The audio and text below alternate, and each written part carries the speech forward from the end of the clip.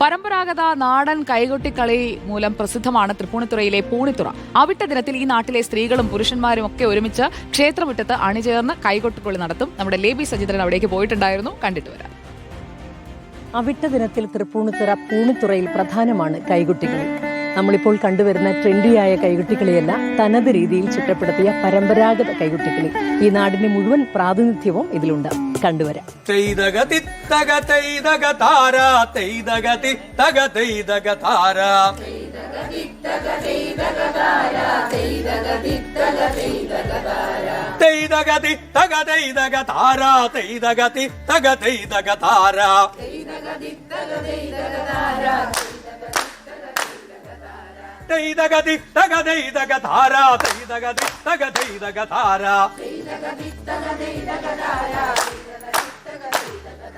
പുഞ്ചപ്പാടം കൊയ്യാറായി പൊന്നരുവാട്ടുഞ്ചിരി തൂകാറായി. ആ പുഞ്ചപ്പാടം കൊയ്യാറായി പൊന്നരുവാട്ടുഞ്ചിരി തൂകാറായി. അണിയണിയായി പാടത്തിലിറങ്ങാൻ കരുണീമണികൾ വരവായി. പൂണിത്തുറ സുബ്രഹ്മണ്യ ക്ഷേത്രത്തിന് മുന്നിലാണ് ഇവർ നമുക്കായി കൈകൊട്ടിക്കളി നടത്തിയത്. ഇതിൽ 73കാരികളായ വത്സല ചേച്ചിയും ശാന്ത ചേച്ചിയും മുതൽ 10 വയസ്സുള്ള കാശി വരെ ഈ കളിയിൽ ഉണ്ട്.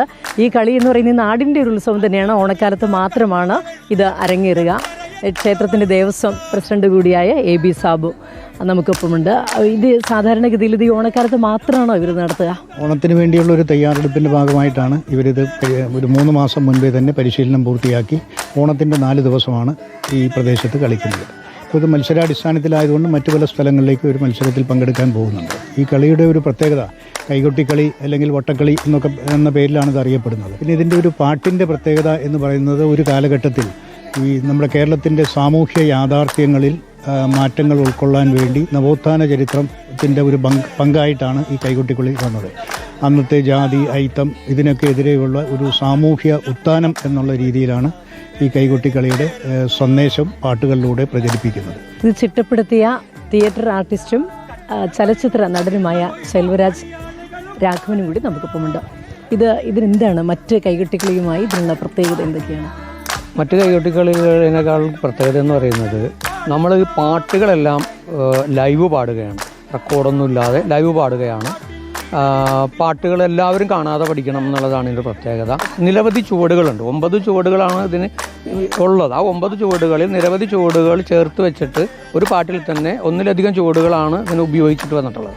അപ്പോൾ ഈ പാട്ടുകളുടെ വരികളിലാണ് ചുവടുകൾ മാറുന്നത്. അതുകൊണ്ട് പാട്ടുകൾ വളരെ ശ്രദ്ധിക്കണം.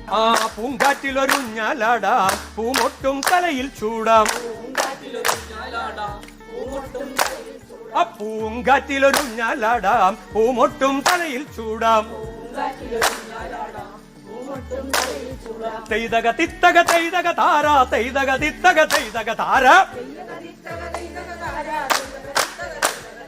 തൈതക തിത്തക തൈതക താര തൈതക തിത്തക തൈതക താര.